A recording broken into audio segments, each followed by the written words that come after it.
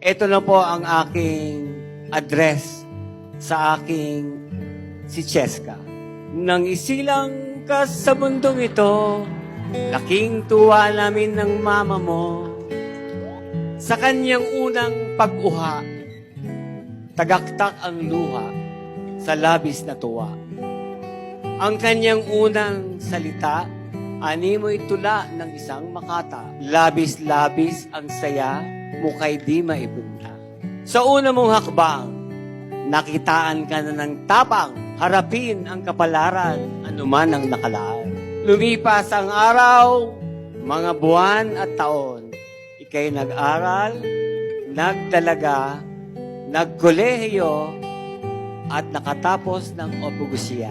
Ngayon nga'y malaki ka na, at ika'y mag-aasawa na, magkakaroon na ng sariling pamilya.